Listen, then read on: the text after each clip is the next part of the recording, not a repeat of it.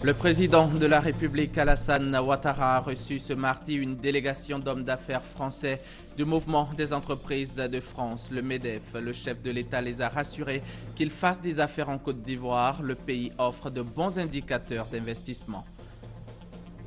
La CONARIV est née et elle a 3 mois pour consolider un fichier unique des victimes de la crise ivoirienne. La Commission nationale pour la réconciliation et l'indemnisation des victimes a entamé la réparation des préjudices subis par les victimes.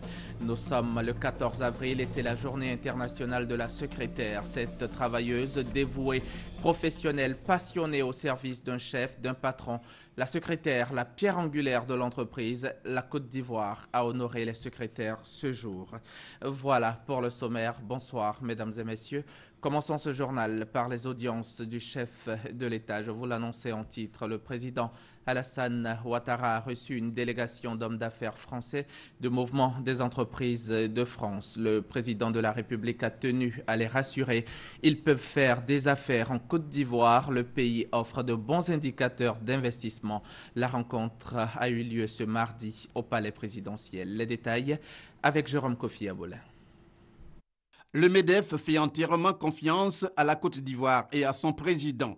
Reçu par le chef de l'État, Alassane Ouattara, ce mardi au Palais présidentiel, la délégation du Mouvement des entreprises françaises à travers Patrick Lucas s'est félicitée des bonnes performances des actions de développement menées par les autorités ivoiriennes. Ce qui est frappant depuis quelque temps, c'est l'intérêt que nous avons de la part d'un nombre croissant de PME de s'intéresser à la Côte d'Ivoire.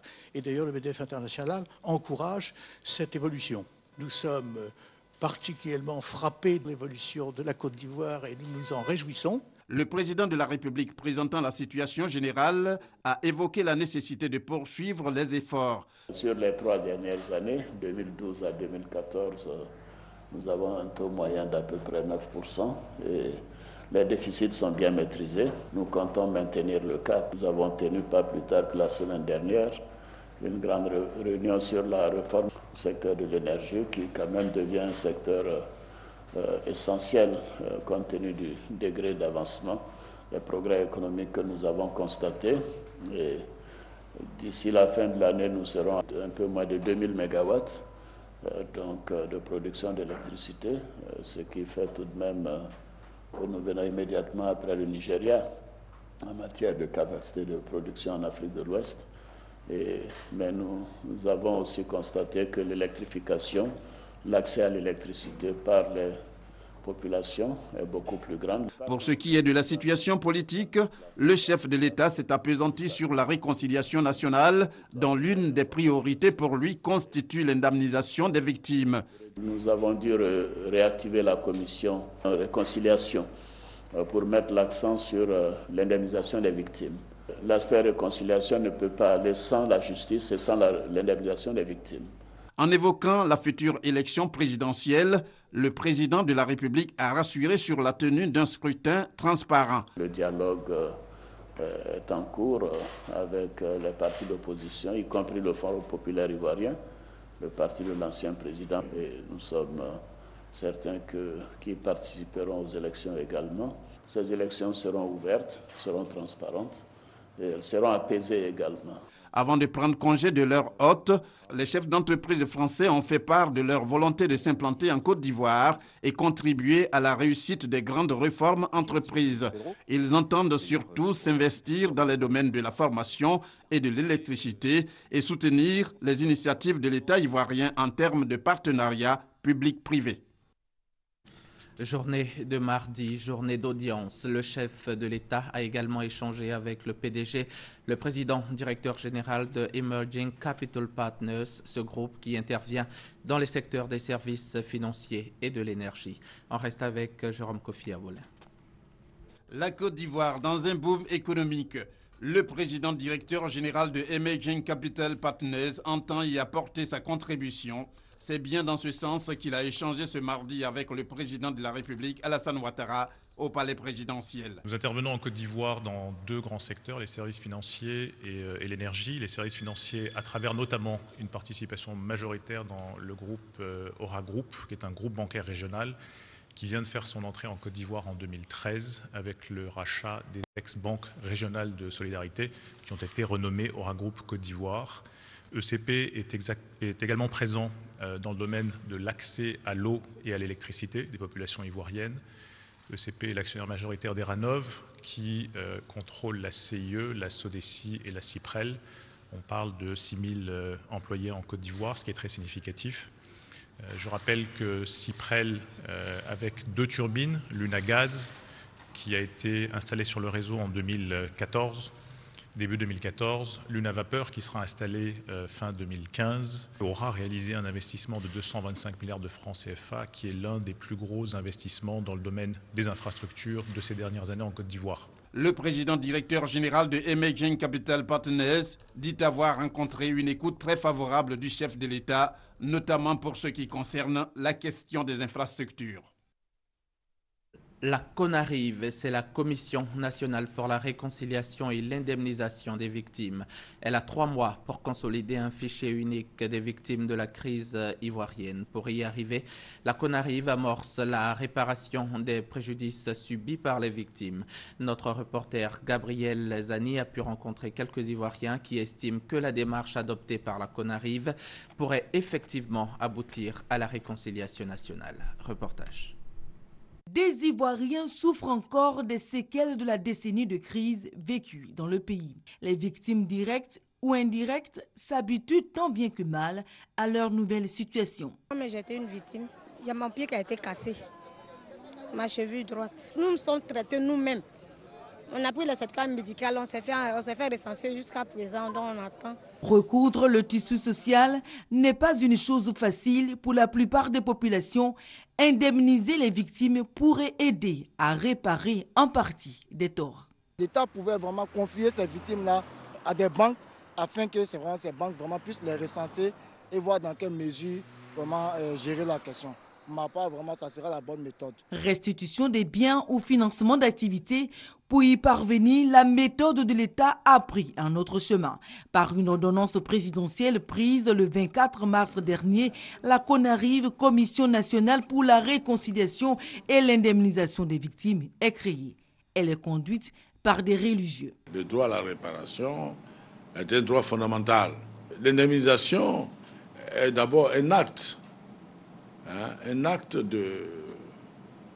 d'humanité, un acte de compassion, un acte de solidarité. Ceci est conforme à notre tradition culturelle, notre tradition africaine. Aujourd'hui, le défi de la réparation des préjudices subis par les populations demande la transparence dans la gestion. La CONARIV a 3 mois pour établir un fichier unique des victimes et des ayants droit de victimes. Une première étape de la mission qui pourrait créer la confiance entre l'État et les populations. Non, c'est un processus. On va régler les problèmes petit à petit. C'est une mission d'intérêt national. Donc il faut que tous les Ivoiriens se mobilisent pour cette mission-là. Les structures et ONG en charge des victimes de la crise ont une semaine à compter du lundi 13 avril pour déposer la liste des victimes en leur possession. Les ayants droit des victimes ont, quant à eux, 1 mois pour se faire recenser au siège de l'institution logée dans les locaux du Programme national de cohésion sociale à Cocody, à Abidjan. Signé Adou Elias et Gabriel Zani. Jeudi 16 avril prochain, le président de la République Alassane Ouattara effectuera une visite d'État de 24 heures dans la région de l'Agnébitiassa. Au cours de cette visite, le chef de l'État procédera à l'inauguration de l'hôpital Saint-Jean-Baptiste de la localité. C'est Ahmed Bakayoko, le ministre d'État, ministre de l'Intérieur et de la Sécurité, qui l'a annoncé au corps préfectoral, aux élus et cadres de la région. Le président du conseil régional, lui, appelle à la mobilisation. Abou Sanogo. Le président de la République Alassane Ouattara effectue une visite d'État de 24 heures dans la région de l'Agnébitiassa, plus précisément à Tiassali, Sikansi et Tabou. Et pour ce déplacement, le premier d'un chef d'État en fonction, les populations de ces différentes localités entendent lui réserver un accueil exceptionnel. Nous devons faire cette démonstration de force. Bien évidemment, quand je parle de démonstration de force, c'est en termes de mobilisation. Pour dire au chef de l'État, à partir de cette mobilisation exceptionnelle que la région de l'Agnébé-Thiassa tout entière le soutient dans sa politique de développement et adhère pleinement à son rêve de faire de la Côte d'Ivoire un pays émergent à l'horizon 2020. Élus, cadres et populations de l'Agnébé-Thiassa sont formels. La visite du président de la République dans leur région sera pour eux l'occasion de lui témoigner leur attachement et leur adhésion à sa politique de développement. Sortez, par votre mobilisation, toute la Côte d'Ivoire saura que l'Agnébé-Thiassa est partant pour faire le développement.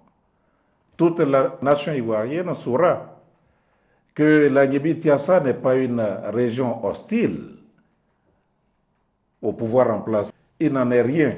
C'est l'occasion pour vous, chers parents, d'infirmer cette thèse. Par votre mobilisation, vous allez dire aux Ivoiriens que l'Agnébé-Thiassa veut aller au développement. Le président de la République, Alassane Ouattara, sera le jeudi 16 avril à Thiassali, où il va inaugurer l'hôpital Saint-Jean-Baptiste. L'étape suivante sera consacrée à une rencontre avec les cadres, chefs traditionnels et les élus des 3 départements, suivi d'un meeting qui mettra fin à la visite d'État. Dans le cadre des préparatifs de la visite d'État du président de la République dans la région de la Mée et dans le département d'Agboville, le ministre d'État, ministre de l'Intérieur et de la Sécurité invite les élus et cadres des dites circonscriptions à prendre part à la réunion d'information qui aura lieu demain, mercredi 15 avril à 11h à la salle Félix Houphouët-Boigny de l'hôtel du district d'Abidjan. En raison de l'importance de cette rencontre, la présence de tous est vivement souhaitée. Le présent communiqué tient lieu de convocation individuelle. En attendant cette visite d'État, célébrons les secrétaires. Cette journée du 14 avril leur est entièrement dédiée. C'est la journée internationale de la secrétaire, cette personne clé dans la bonne marche de l'entreprise. En Côte d'Ivoire, elles ont été honorées pour leur sens élevé du travail. Grâce Kando. Souvent dans les bureaux, la secrétaire est là, tu viens, elle t'accueille froidement. Tu déposes un dossier que tu as besoin pour peut-être demain ou après-demain. Ça peut prendre une semaine, soit même des mois même. Ton dossier est là, elle ne transmet pas. Des propos que tente de justifier Dame Nguessan Félicienne, secrétaire. Les secrétaires sont toujours au service des gens qui viennent. Des fois, ce n'est pas facile pour les rendez-vous, les gens qui n'ont pas de rendez-vous qui viennent, mais on les reçoit quand même. Et puis après, on prend les instructions auprès de nos patrons. Et puis après ça, soit on leur dit de repasser. La secrétaire a pour rôle, entre autres, de coordonner, de rédiger, de recevoir et de répondre au téléphone. Cette journée qui leur est dédiée est l'occasion pour la Ligue ivoirienne des secrétaires d'exhorter les secrétaires à plus de responsabilités. La secrétaire doit adopter un certain nombre de comportements et être dotée d'aptitudes qui riment avec l'excellence. J'invite toutes les secrétaires à exécuter les tâches qui leur sont confiées avec célérité et responsabilité. La 64e édition de la Journée internationale de la secrétaire a été l'occasion pour les ministres Anne-Désiré Ouloto et Kandia Camara de rendre un hommage aux secrétaires pour leur dévouement au travail. Concernant la signature du décret portant profil de carrière des secrétaires en février dernier, le ministre de la fonction publique s'est prononcé. Pendant 30 ans, elles se sont battues pour que cette situation change. Parce qu'on ne peut pas commencer secrétaire et finir secrétaire. Désormais, les secrétaires pourront aller jusqu'au grade A7 dans l'administration de notre pays. Donc, elles commencent très bas, mais elles peuvent aller très loin. Il suffit tout simplement qu'elles-mêmes travaillent, qu'elles se cultivent, qu'elles subissent des formations. C'est une grande victoire que nous tenons à célébrer. Il y a les 150 points qui nous avaient été promis depuis août dernier, qui ne nous ont pas encore été octroyés, pendant que certains ont déjà bénéficié de ça. Donc nous pensons que jusqu'à la fin de ce mois, tout au plus sur le mois prochain, nous souhaiterons bénéficier de ces 150 points. L'amicale des secrétaires et assimilés de l'Assemblée nationale a été aussi célébrée par les responsables de cette institution. Occasion pour les anciennes secrétaires de l'Assemblée nationale d'être honorées. Entrepreneur ou homme d'affaires, il faut choisir. Voilà le thème de la CGC Academy 2015 prévue du 23 au 24 avril prochain. Cette rencontre initiée par la Confédération générale des entreprises de Côte d'Ivoire est destinée à tout entrepreneur à la recherche de solutions et capable de les mettre en œuvre. Lors de cette 4e édition, plusieurs centaines de projets seront en compétition, 430 pour être plus précis. À la clé, 10 millions de francs CFA. Francis Boifo. Rendez-vous d'affaires, d'échanges d'expériences, de signatures de partenariats et surtout de promotion de l'entrepreneuriat, la 4e édition de la CGC Academy aura lieu les 23 et 24 avril prochains à Abidjan. Thème de réflexion, entrepreneur ou homme d'affaires, il faut choisir. Lorsqu'on décide de se lancer en affaires, est-ce qu'on se lance dans la typologie d'un homme d'affaires qui va être à l'affût des opportunités ou alors on se lance en entreprise en partant d'une expertise qu'on a, qu'on veut monnayer demain en créant son entreprise. Cette année, on a dit on s'adresse à des personnes qui ont un projet, on s'adresse à des personnes qui ont démarré un projet, on s'adresse à des personnes qui travaillent mais qui ont un projet à côté et puis on s'adresse aussi à des personnes qui sont confirmées dans les affaires et qui veulent venir bénéficier de ce partage d'expérience qu'offre cette plateforme-là. Les femmes entrepreneurs de la diaspora et celles de la Côte d'Ivoire sont très attendues. J'appelle l'ensemble des femmes entrepreneurs de s'approprier de CGC Academy, qui est une opportunité de pouvoir renforcer leurs capacités managériales, renforcer leurs capacités financières et avoir aussi des opportunités de partenariat avec des investisseurs internationaux. L'édition de 2014 a mobilisé plus de 6 000 participants, dont des jeunes porteurs de projets. 6 d'entre eux ont vu leur projet financé par le patronat ivoirien. Direction la Thaïlande, en Asie du Sud-Est. Ce pays, premier exportateur de riz au monde, semble aujourd'hui incontournable en Asie. Ce soir, carte postale de la Thaïlande, ce pays modèle d'émergence. Le guide, c'est Herman Niamia. Le visiteur qui arrive pour la première fois en Thaïlande, surtout la capitale Bangkok, est séduit par l'immensité des gratte-ciel. Pourtant, ce pays est qualifié d'émergent. Le réseau routier y est très développé et ses aéroports font partie des plus dynamiques d'Asie. Outre les voies ferrées qui relient plusieurs villes du pays, la capitale Bangkok dispose également de métros aériens, une multitude de moyens de transport qui facilitent le déplacement aux populations. Le développement de la Thaïlande a longtemps reposé sur l'agriculture grâce à la production de riz dont elle est encore le premier exportateur mondial avec 10 millions de tonnes par an ces dernières années.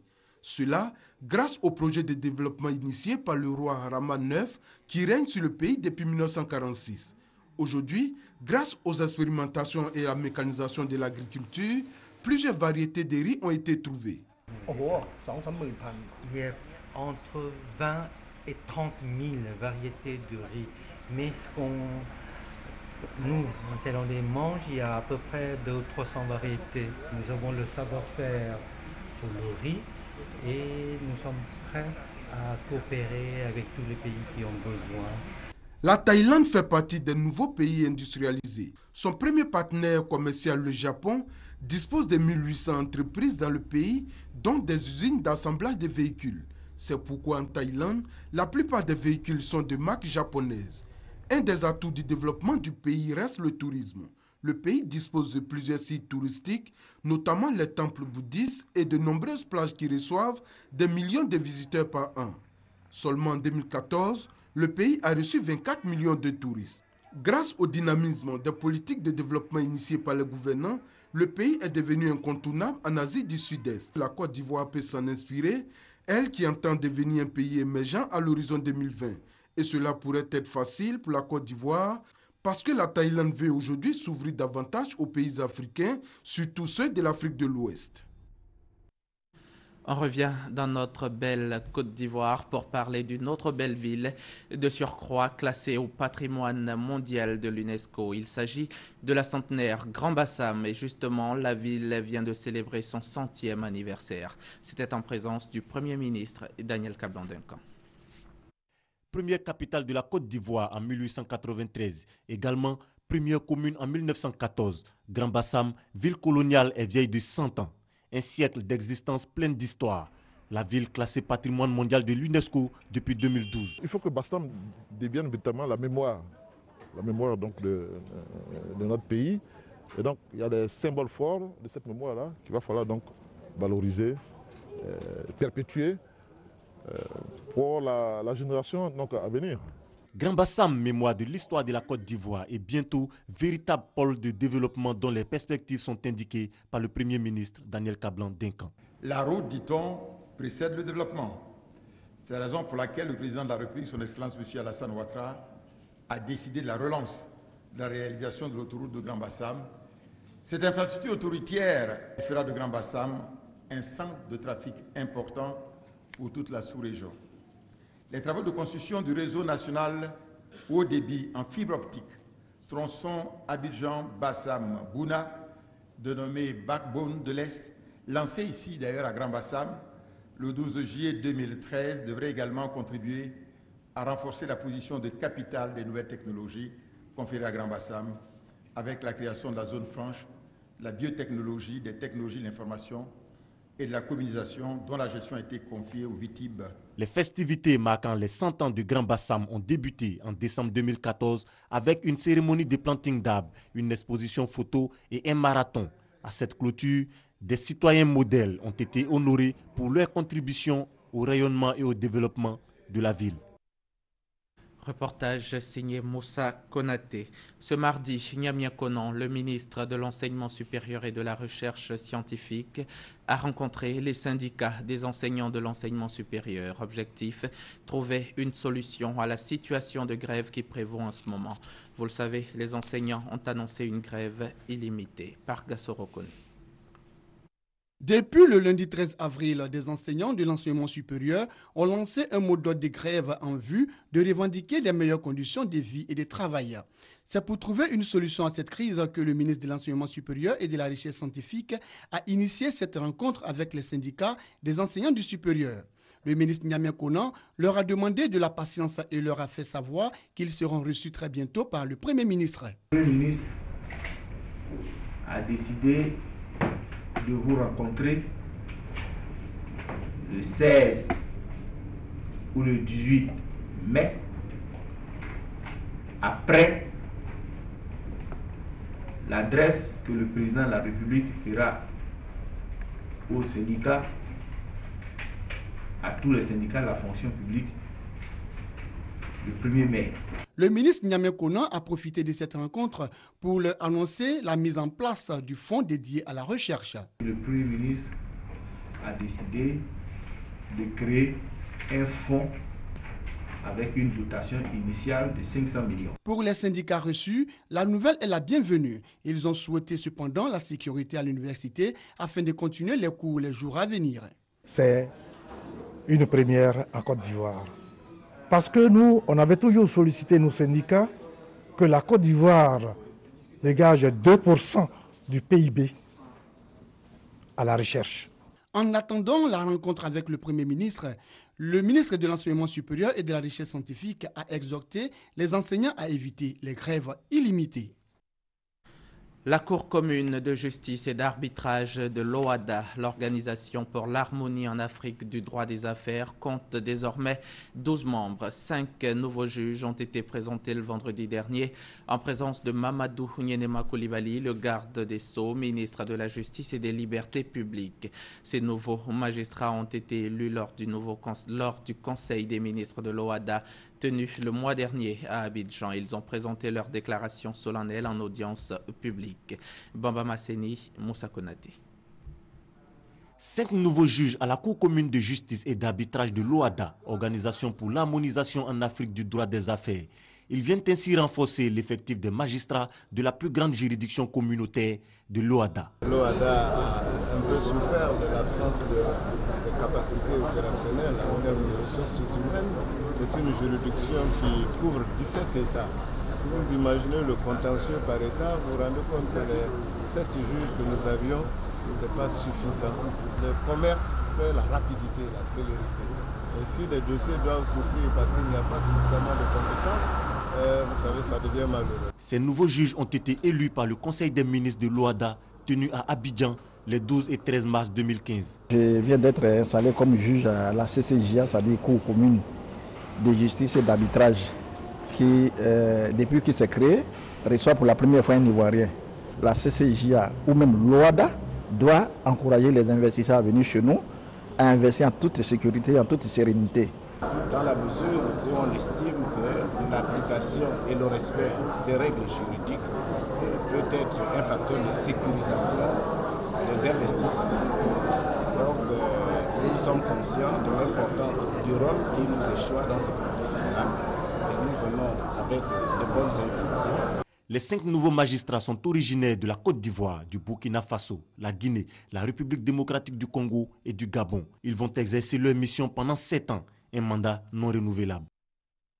Le ministre de la Poste des TIC était récemment en déplacement dans sa région, la région de la Bagoué. Il était accompagné du FNJ, le Fonds national de la jeunesse.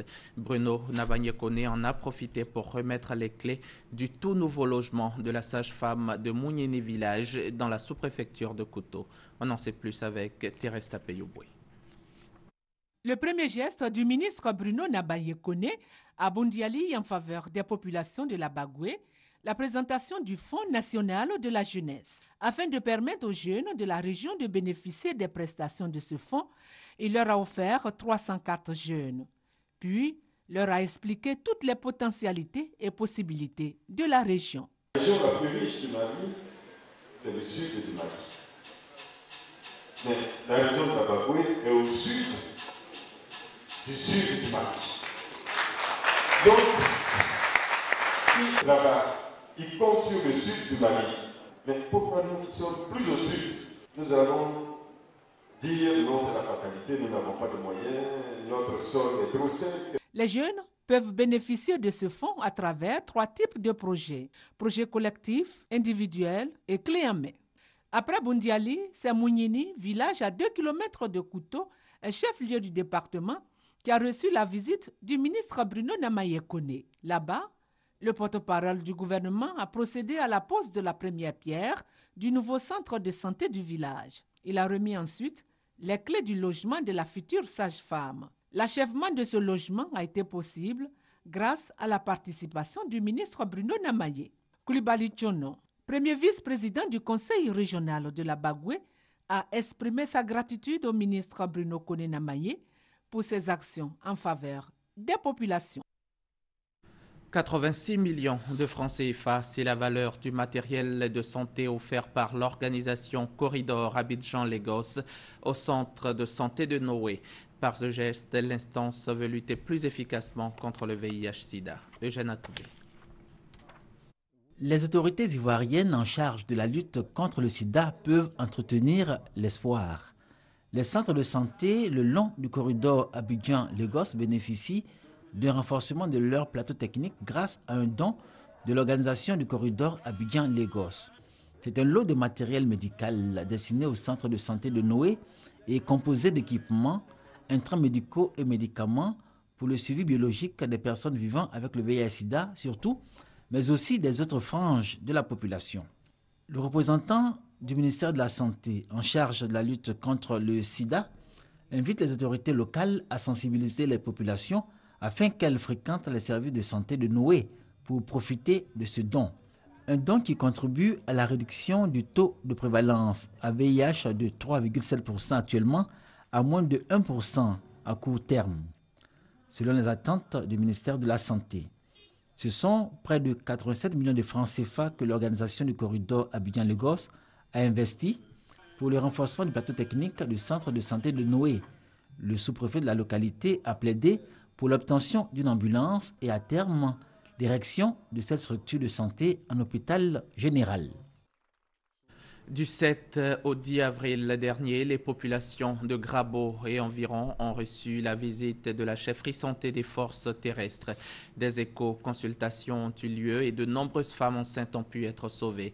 Ce rapprochement population militaire est dénommé ACM, Activité civilo-militaire. Elle a été initiée par le général de brigade Soumaoro Gaoussou, commandant les forces terrestres, sur instruction du général de corps d'armée Soumaïla Bakayoko. Pour l'activité civilo-militaire à Grabo, le médecin-chef des forces terrestres, le colonel-major Legré, était accompagné d'un médecin psychiatre, d'un chirurgien dentiste, de 4 auxiliaires de santé et du chef du service social des armées. La mission, réaliser des activités médicales au profit des militaires et de la population civile. Toxicomanie, troubles du comportement, sensibilisation sur l'hygiène bucco-dentaire, tout ou presque a été pris en compte. 300 personnes ont pu bénéficier d'un déparasitage systématique. Des éco-consultations gratuites ont été réalisées. 207 femmes en ont bénéficié au total. 150 d'entre elles étaient enceintes, dont 20 complications et une grossesse extra-utérine. 9 grossesses gémellaires ont pu être décelées et ces femmes ont pu être évacuées sur San Pedro.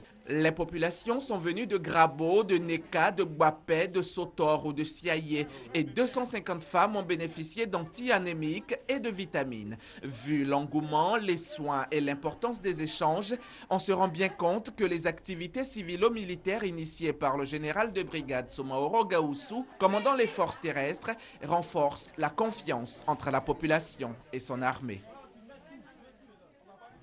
Voilà, vous êtes sur la chaîne qui rassemble. Restez-y. Bonne suite de programme. À demain.